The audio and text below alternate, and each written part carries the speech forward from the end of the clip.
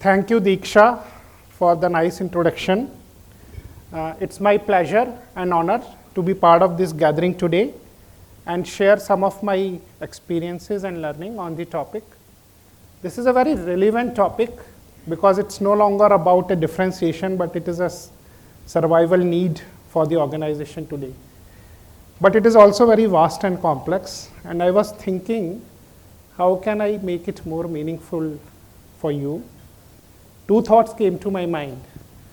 One is that there is already some very good content, literature available on the topic on the net, which is now backed by ChatGPT. So can I at least add, if not few things which are different to it? Second, last 2 years I have spoken about this quite a few times, and I see most of the time in the events, it get talked about in a traditional setup which are going through digital transformation. So I thought maybe this time we talk about what does it mean for probably a digitally native setup. So I hope it would add at least few things different in the conversation. So before we start, let me introduce my partner and the most critical stakeholder in the journey. Her name is Dia. I see some faces wondering, who is she?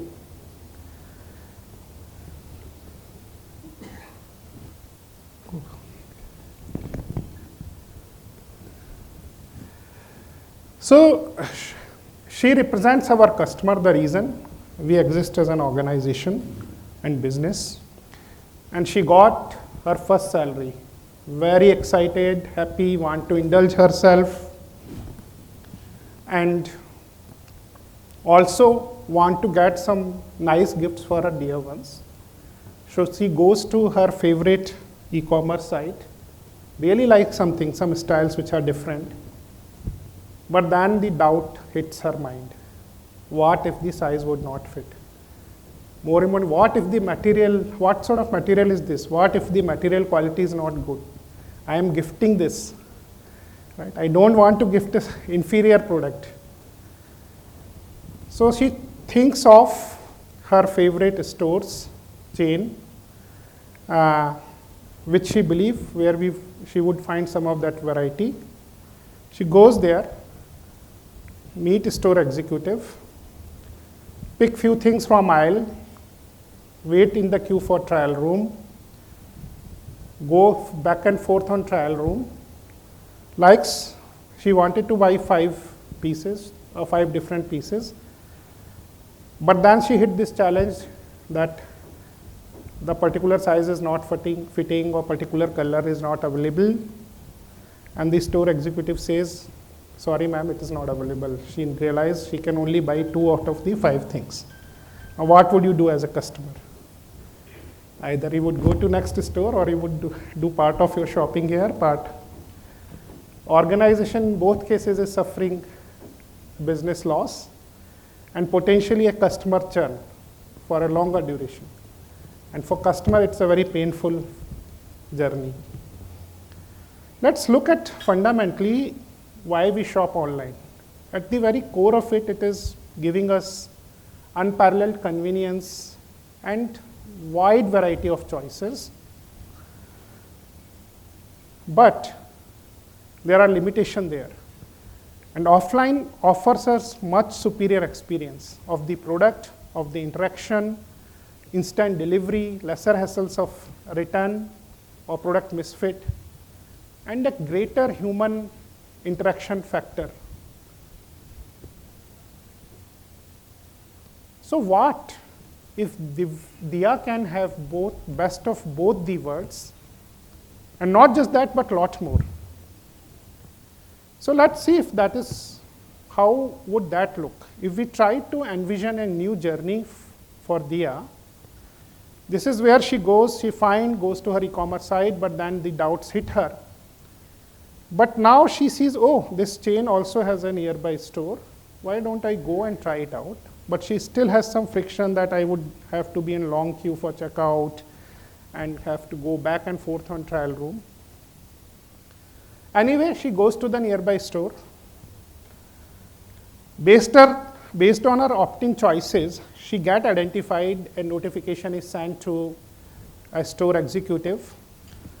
And because she is identified, the store executive greets her with a personal greeting, confirm the purpose, direct her to the riot aisle, and in the meanwhile prepare a trial room, which is now a smart trial room. As soon as the trial room is ready, Dia gets a notification, goes into trial room, she's surprised, there is a smart digital display there. The clothes she has brought there are displayed on the trial room. She tries one t-shirt, she looks, the smart display shows her other variation of sizes, colors. She thinks this color is better. So she makes some of those interactions, pick few more items that she wants to try, and then she realizes there is at the bottom these other matching things coming, matching trousers, bags. She really likes one of the bag, pick that. The notification goes to store executive, all those items are brought. Ultimately, she makes her selection. Items which are available in the store, she can immediately pick, deliver, pick and go. Items which are not in store would get delivered from either other fulfillment center or store at her home address. By the time she comes out of trial room, store executive has learnt a lot more about Dia. She realizes that she is very passionate about sustainability, and she nudges her or suggests her certain jackets which are recycled. And Dia is super delighted. She buys a couple of them. She decides to make a self-checkout payment, and by the time she is out of store, she is a sticky customer, not only a sticky customer, but a brand ambassador and champion for the brand store. So if you ponder, what are some of the learnings we can glean from the journey we have seen so far? If you see, it begins with a purpose that keeps customer at the center. Right? So at Reliance Retail, our purpose has been to provide unparalleled consumer experience, not only to India, but to Bharat, and be the preferred destination for all fashion and lifestyle needs. And if we look at, we started with the customer, keeping customer at the center, traced the journey, and envisioned a journey. And basis that, we define the purpose of the digital strategy, which is to provide that unparalleled experience, not only to India, but to Bharat, and define certain goals and objectives. How would we measure it? If you see, so far we had not talked about technology. We did not say, oh, let's start with AI ML, let's start with virtual try-on. Right? That is one of the fundamental mistakes a lot of people make. They start with the technology and reach to the customer at the end. Let me take this a little more in another setup where we did this journey for a few years, and then what was the impact. So my journey at Lenskart, just to give an idea, Lenskart started in 2010 as a purely e-commerce company. Right? So it was a digital native technology company. And the vision and purpose was to bring eyewear vision to the masses in India and be the most dominant player in the country. It went well. 2014, we realized this is a very, very high-touch category. We are hitting a plateau. We are seeing high returns. And an experiment, we opened our first store. The feedback from customer was phenomenal. We continued that journey. 2016, our store had become double-digit. We also started home visit. Again, it came from an insight from the customers that some customers wanted to still try on our site, but they did not have the eye power or latest eye power. So to do that, they would either go to a nearby optical store or to a hospital, and when they go there, they end up buying also from there. But what we also see, we still were not progressing at that phase. We were still not number one player, and there was significant gap between number one player and us, we were number two. And then we realized we have stores, we have e-commerce, but it's a very disconnected operation. And that we thought we would go omni-channel. And of course, there is a talk later on omni-channel, so that's not what I would focus on. But when we decided that journey, we did a lot of digitization around our store and a lot of digitization in our backend to bring truly omni-channel experience. 2019, we had more than 500 plus stores. We had capabilities like virtual try-on. Our stores had got significantly digitized. There is a clienteling app, and we were not doing just the eye checkup at home. We also were carrying a selected set of assortment to the customer at home in major cities, along with the clienteling app. And all of this was integrated. If the home visit captures the eye power, it is available on the app. We built backend capabilities like buy online, pick up in a store, buy online, return in store, which again needed digitization. Being a technology and digital native organization, it still took us time to figure out the digital strategy when it came to the physical retail part of it, and then integrating, creating an integrated seamless experience. But what has been the impact of doing all this? I cannot share the numbers exactly, but our LTV, AOV, conversion, repeat transaction went significantly up. Some of them much higher than what generally is available in the surveys and studies. And our returns and churns came significantly down. While I cannot share exact number, I can share what was the end impact by end of 2019. We had become unicorn, which till last year was not a big thing, but we became unicorn with EBITDA positive. And we became number one eyewear retailer, beating the competitor who was number one in 2016 by a huge margin, which is only widening even today. So if you see, we again started with a purpose and kept customer in the center, listened to customer always, and then find what can we do to solve that pain point and what technology we can use. Right? So whether I talk about Journey and Reliance or Lenskart or some of the companies I have been advising, I'm not going to cover all the elements, but some of the important elements come is that unified customer experience become important. Where different, having a siloed data, fragmented view, different channel getting a different view, which create a very painful journey for the customer, having a unified view. So customer data platform is one important technology element. Of course, all this cannot be built. Some of things are very hard to build, takes more time, some are easy, but even those which are easy, we have to prioritize. Both in Ajio as well in Lenskart, platform architecture was a big barrier. For example, in Lenskart, we had this monolithic architecture, and every time we had to add a new front end when we started digitizing our store. There was a huge friction, it was taking huge time, and it was very fragile.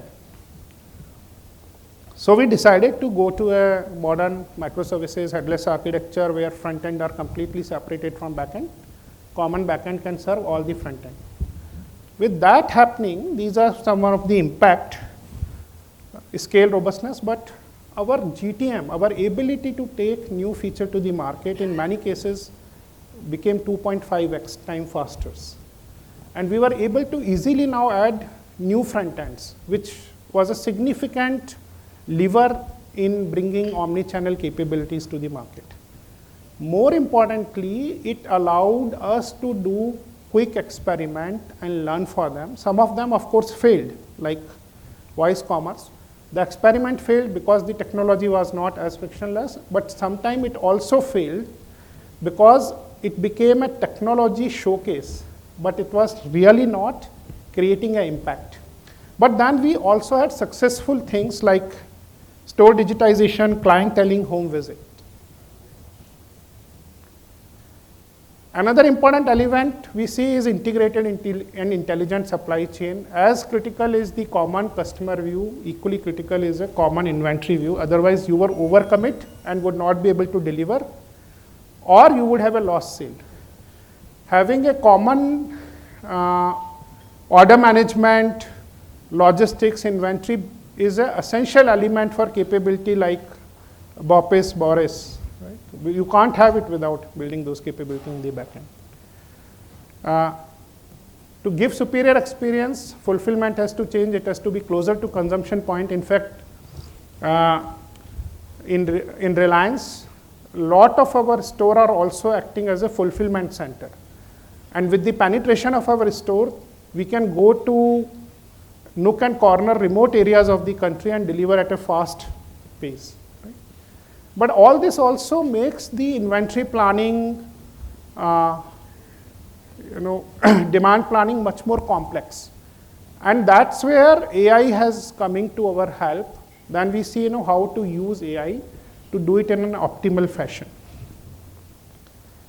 So again, if we see what are some of the learnings, once you have established the purpose, if you see the journey, once we have established the purpose, vision, and defined the goals, then you identified the technologies which are available today that can fix the missing pieces in the vision you have envisioned, prioritize them, create a short-term, mid-term, long-term roadmap.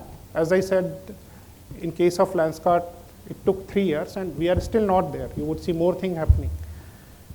And one of the important things I have seen many times is not having the right combination of build, buy, and partner.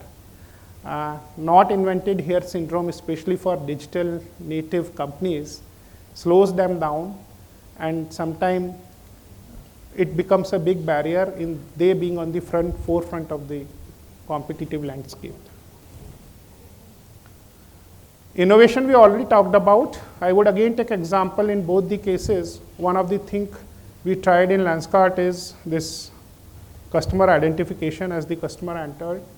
But when we did a pilot, and then we saw that there was strong privacy concerns. So we then said, no, we would not roll it out. We shelved that. There were other failures. So what is important is to always in digital strategy, privacy, security concerns become very fundamental elements. But more importantly, it is very important to have the mindset of experimentation. It's very important to have that ability to embrace failure. Taking no risk is the biggest risk in the digital.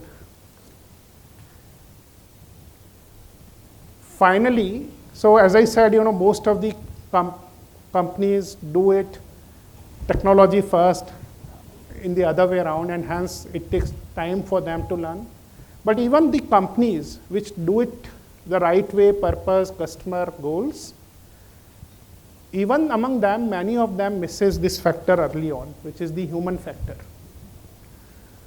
I would take another one example from Lenskart. So when I joined, I would visit stores very frequently, and I would go with an expectation that the store staff would nudge me to install app. But to my shock, they were coming out to be the biggest detractors. They would say, tell me all the problems I can face if I order online. Right? And then I say, no, why I am surprised? It is not their fault. It is our fault. We have not changed their OKRs, their KRAs. We are saying, you nudge and you lose your incentives. Right?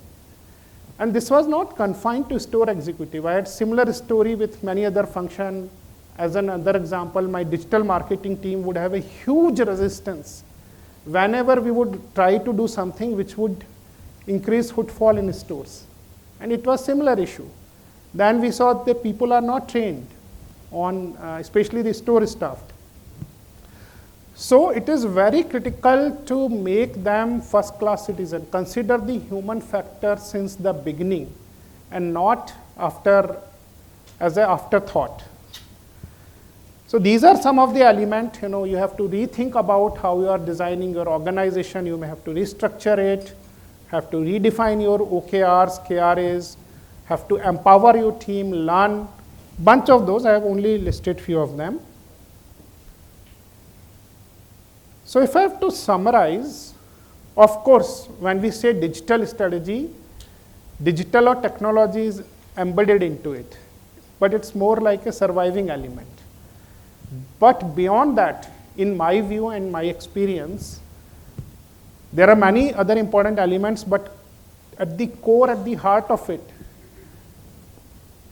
to lead a purposeful digital strategy, it is at the core about cultural transformation. We have seen some of the learnings in previous slide, but I would just summarize few. Firstly, it needs a digital native mindset. And what I have seen, the larger challenge is not learning this. The bigger challenge is unlearning the older ways. It has to keep customer in the center. Everything you do, keep customer in the center. Then define the purpose, define the vision, and from that drive clearly defined objective. That what I am doing, what is my digital, what is the objective I am trying to attain? How would I measure it? Right? Risk and experimentation, that culture mindset of risk and experimentation is very important. And once you have established all this, then harness the technology which can solve particular pain points. So with that, I would like to open this for question and answer. Thank you. Thanks a lot.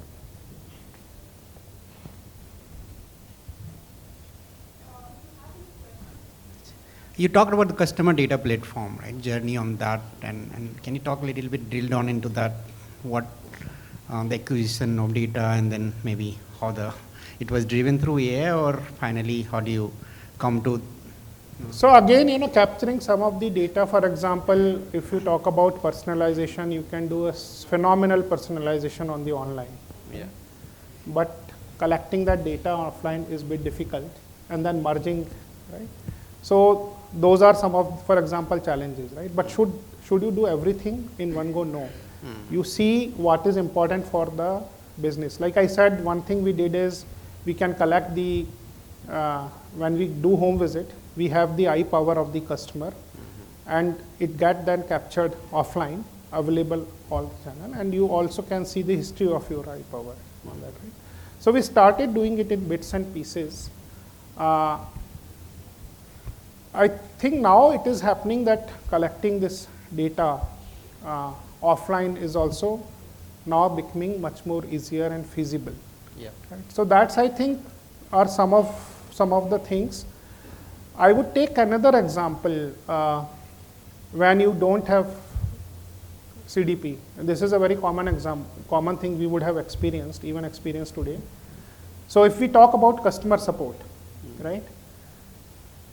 You have traditional call agent support, and there is an email support, there is a chat support, and then there are chatbots now. And every organization boasts, we have chatbot, we have multiple, advertise this. But let's look at from the customer point of view. Right. The customer goes, let's say, buys the prescription eyewear or specs, realizes there is some problem with the lens. The customer support hours are closed, it is night. They send down an email with the order ID and the problem. 2 days down the line, there is a traditional response come, we had verified it was properly QC'd. Right? Again, it is off support hours. So interact with the chatbot. Again, give the same detail. At the end, chatbot say, sorry, I cannot help. Call customer care. Next thing. You call customer care, you again start same. So are we really, we boast that we have multiple channels, and you would see this today also. Right? Yeah. But, and many times customer feel that, oh, olden days were better, I had only customer care agent, at least I am dealing with one person. The problem is all these interactions are sitting in silos, right? And not in this company, but one of the company in Indonesia had been advising, and we say build this pilot where all these interactions are integrated in the backend, and any customer support channel can see all that. Not just all that, even the transaction data. And of course, we had a limited scale because the company was not that big. But we saw an NPS of customers support went up by, if I remember right, 14 to 18, which is a phenomenal thing. So I think, again, if you just see CDP, it would not help. Yeah, right? You see what is the customer journey, what are pain point, and then how can you solve. Yeah, that's true. Thank you. Thank you so much.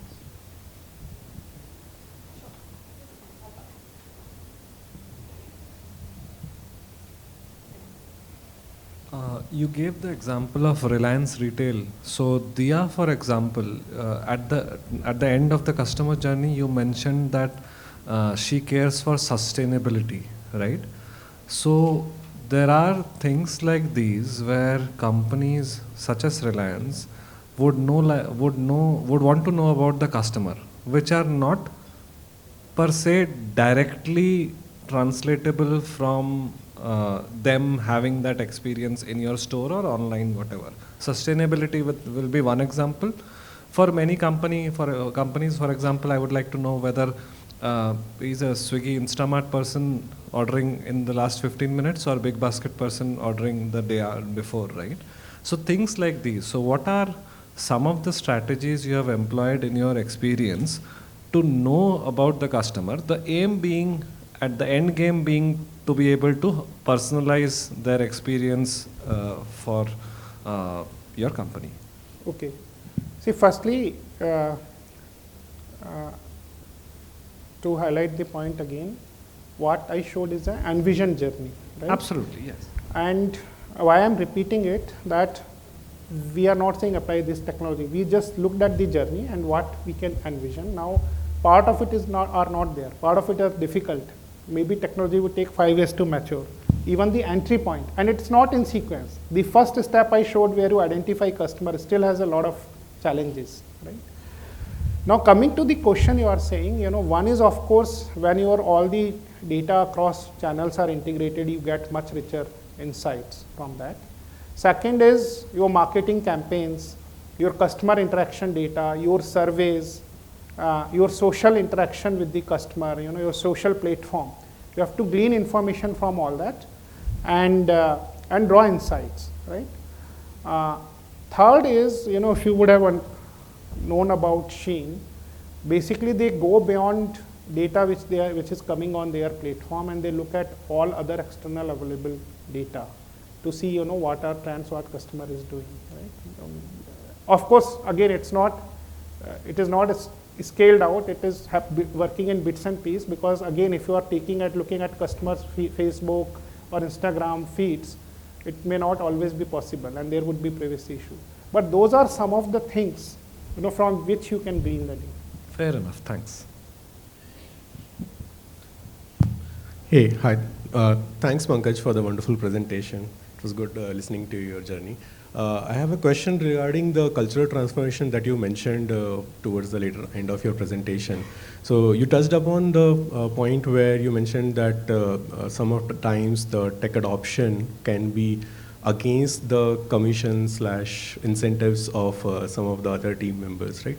So I just want to know, like, how did you drive, or what are some on-ground steps that were taken, or you could have done that helped you actually achieve that step? Okay. So first thing, as I said, it's a mind. That's why I call it as a mindset transformation first, right? But just to take one example, right? I saw similar challenges with our digital marketing team. Whenever we would build any capability or launch a campaign, let's say, this is happening in, let's say, MG Road store today, some event is happening, right? Or we wanted to launch a store nearby you feature. There was huge resistance.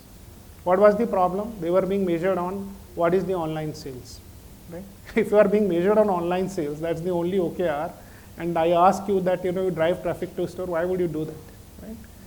So those days, I think now it may be a bit easier given the evolution in mindset also, but, firstly, it was tough to do that, suggesting change the OKR. So what I did is I initially created a very rough sort of a 𝗕𝗲𝗃 setup to figure out an attribution. And when we did the attribution, we took 15 days and 30-day window, because even when you go to store, we ask your mobile number, right? And we say the sales which is happening in store. If the customer had visited our online channel in last 15 days or 30 days, we took 2 windows, and we found that it in somewhere range around 38 to 42%, somewhere in that range. That 38 to 42% sale which is happening in offline, they had visited in that window the online channel, right?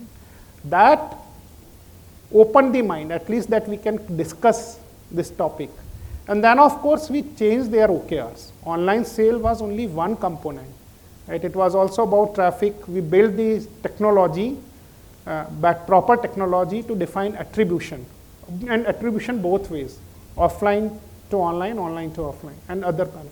So I think that was just to take one example. Of course, it would depend on organization to organization, but just as one example, this one. Thank you. Hello, hi, this is 𝗕𝗲𝗫𝗧𝗔𝗟. As you have mentioned one point, your stores are acting itself as the fulfillment point for your e-commerce orders.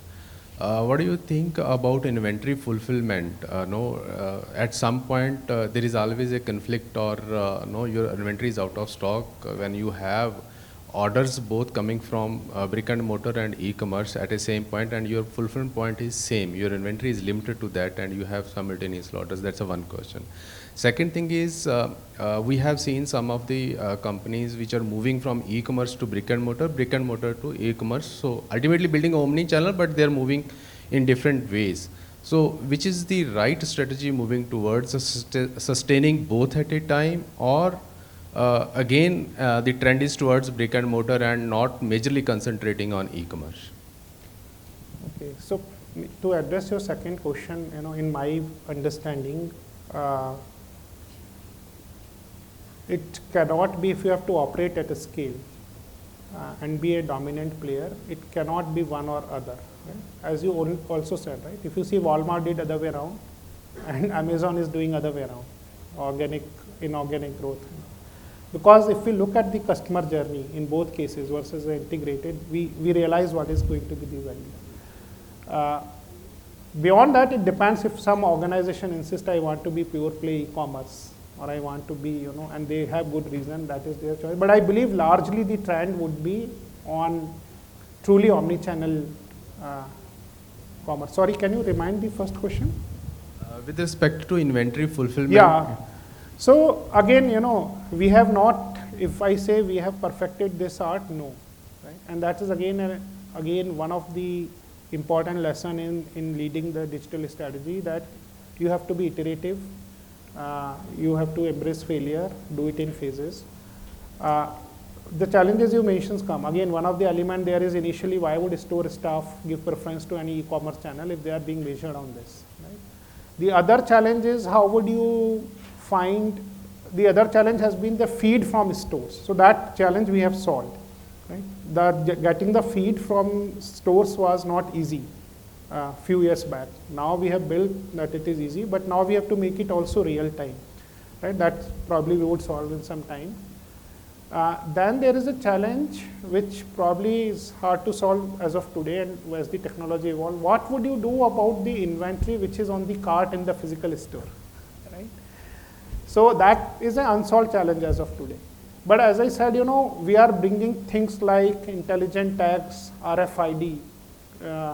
For example, what also happens, even if the inventory which is not in the cart, but lying in the backyard of the store, right, in the boxes. Right?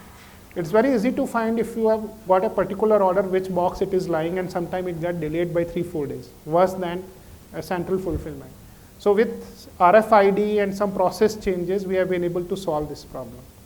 Right? So part of problem we have solved, part of problem we are in the journey to solve. By the way, you opposite the road, we have a resort store. Again, you can experience bit of the journey I said if you visit that store. Thank you.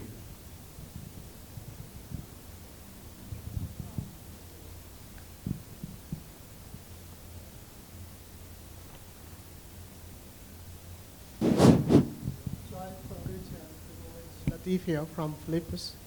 So actually I have a question. When we talk about the digital journey, IT plays a very key critical role. But Sorry, could you repeat? I could. in digital journey, IT plays a key role in Yes. any organization. Yes. But business leaders still see IT is an enabler. And when we go for funding and to secure the budget, but it is always get cut every year. Second thing is, even if we go with we see the business case, we say, yeah, we have some scenarios where we want actually to enable through the IT or the digital journey, but we always fail to derive the business value. Could you share something based on experience? How do you fill this gap? See, at a high level, as I said, if it is driven, starts from purpose, and you can showcase what you are doing in IT, how is it related, and showcase the matrices that would get impacted. I would not say it is a cakewalk, but it helps. Again, I'm not saying in your case, but in many cases, IT also talks in other language, that this is this cool technology which is available, let's try this out, not being able to relate. So that's at a very generic level I am saying. Right? I think, but having said that, there are of course challenges which come. For example, I already talked about when we wanted to build attribution technology, there was resistance. When we show the challenges, when we did a rough 𝗕𝗲𝗃𝗧𝗔𝗟 sort of a build solution and show the impact, because even CFO was not thinking, CFO was thinking, oh, it would be 10-12%. When we show it is 35, then we got the sponsorship to build that. Similarly, when I talked about the migration of the platform, that was the toughest for me, at least in Lenskart, not in Reliance, because we had learned. In Lenskart, when I say we have to migrate to headless architecture, board had the question, Acha, you are saying you would spend this much budget for 1 year, and you are saying you would not give any new capability, right? So I converted my language. I talked in the terms of financial language, right? I talked about equity to debt ratio. And I say, what do you do when your equity to debt ratio go below the point, right? I said, similarly, I converted it, tech debt and new capabilities equity.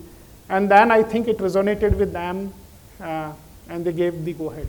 So again, I think we have to try these things. But if we are able to relate it to the business impact or talking the language which these stakeholders understand, do small things, show some impact, things become relatively easier. Not cakewalk, but relatively easier. So that means we should also have a business knowledge, and we should also have some financial knowledge. Yes. That because I think otherwise it is very difficult. That's a given. I think, we are defining this. I said CXO role, if CXO doesn't understand business and customer, then better be AVP or VP. Yeah. Thank you so much. Hi, Pankaj. Good morning. Thank you for the session. It was really insightful. So I'm Trishla. I represent Salesforce, and here's my team. So just wanted to ask that you mentioned CTP. And so I wanted to know that what do you foresee as the next big trend for CTP for your organization and going forward? See, as I said, even today when I talk about CDP, people still are stacking in silos. Silos in the sense that they are talking different touch points, but they are not talking end-to-end customer journey, right? From the discovery to transaction to post-sales support, right, and all that. So they may be having a CDP which is being used for marketing, integrated all marketing channel, right, or CDP which is integrated all transaction channel, CDP which is doing, as I took the example. Even then, you see these broken experiences in the customer support. to me at least, the utopian vision is all interactions of the customer at all part of the journey, all across all the channels are embedded in one platform in an insightful manner and are available at the right time to all the touch points. I'm not sure if this was what you wanted. It does. Thank you.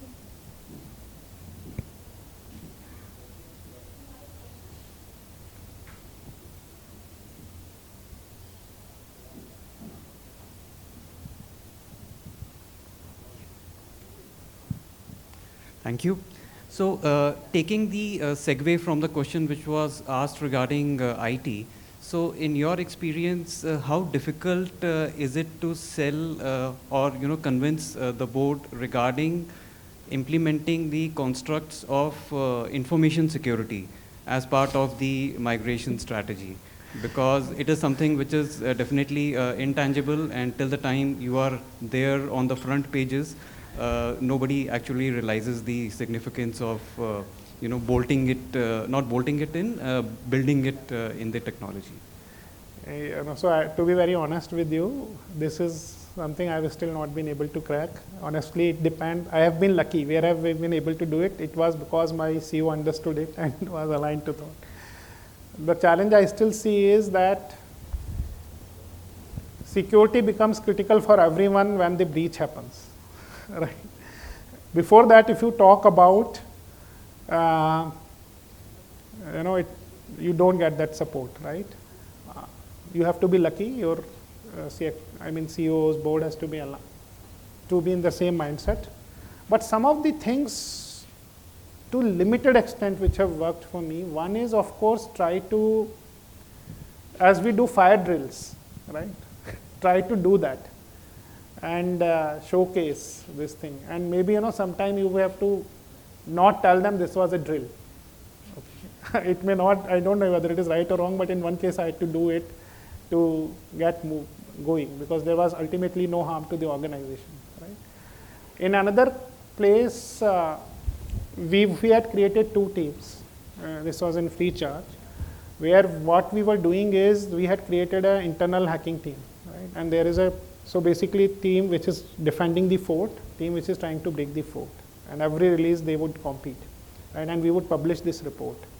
Right? And whenever any incident would happen in any other company, we would say this, we have this vulnerability. So some of these things had worked, but I still find this is a challenge. It's like, that do you need to have fire safety in your apartments or office? Thank you.